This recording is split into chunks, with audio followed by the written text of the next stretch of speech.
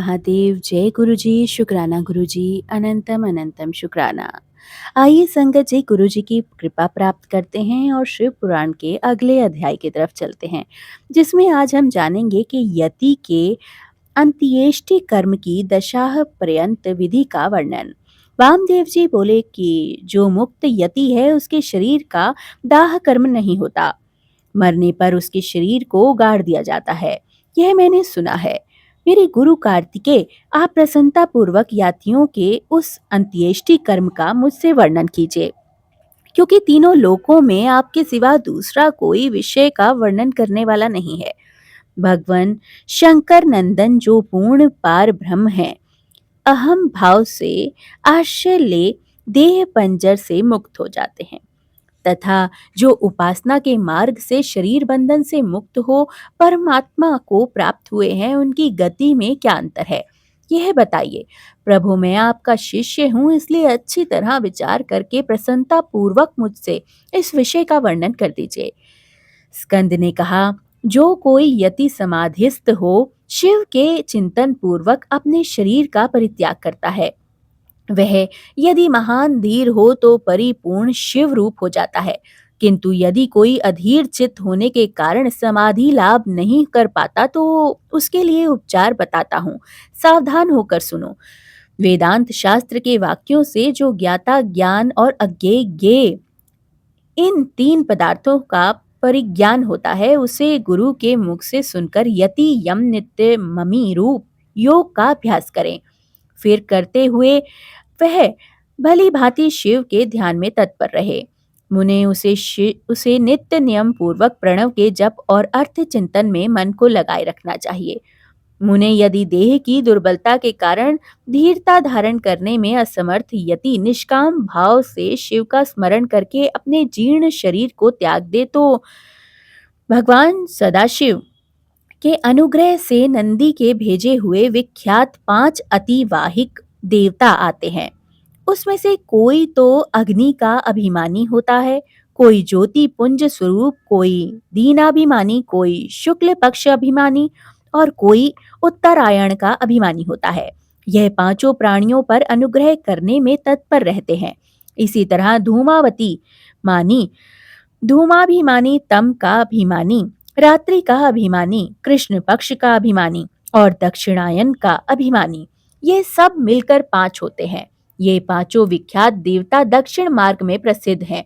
महामुने वामदेव, अब तुम उन सब देवताओं की वृत्ति का वर्णन सुनो।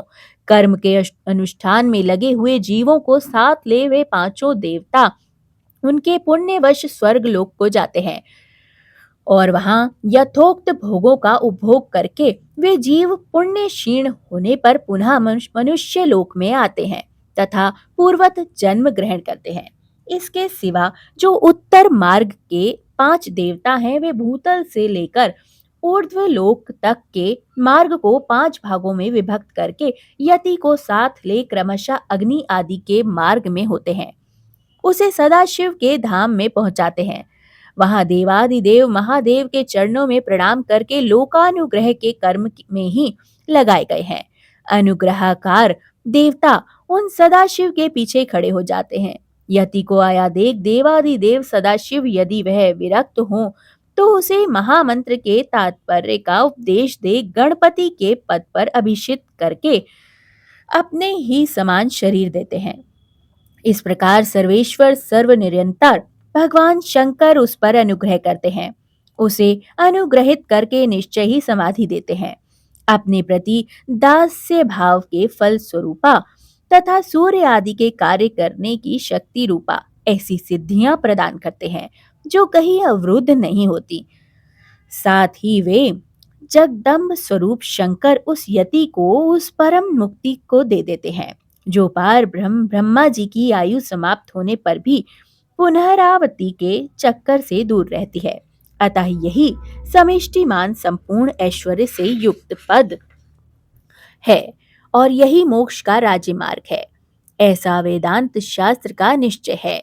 जिस समय यति मरणासन पर हो शरीर के शिथिल हो जाने पर उस समय उस श्रेष्ठ संप्रदाय वाले दूसरे यति अनुकूलता की भावना से उसके चारों ओर खड़े हो जाएं।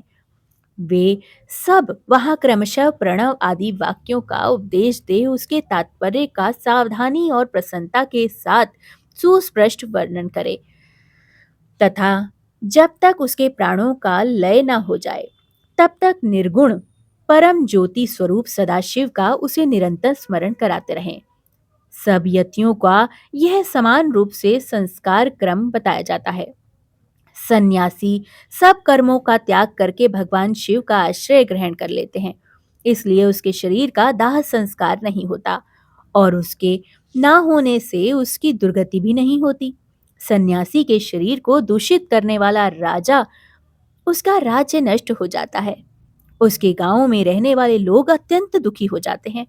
इसलिए उस दोष का परिहार करने के लिए शांति का विधान बताया जाता है। उस समय नमः ईरेण्याय से लेकर नमः अमीव केभ्यः तक के मंत्रों का विनीत चित्त से लेकर जप करें। अतः अंत में ओंकार का जप करते हुए मिट्टी से देव यजन की पूर्ण पूर्ति करें। मुनीश्वर ऐसा कहकर ऐसा करने से उस दोष की शांति हो जाती है। अब सन्यासी के शव के संस्कार की विधि बताते हैं। पुत्र या तो शिष्य आदि को चाहिए कि यति के शरीर को यथोचित रीति से उत्तम संस्कार करे। ब्राह्मण, मैं कृपा पूर्वक संस्कार की विधि बता रहा हूँ, सावधान होकर सुनना। हर हर महादेव। जय गुरुजी। शुक्राना गुरुजी। अनंतम अनंतम शुक्राना। सर्वदा भला मेरे गुरुजी। जय गुरुजी।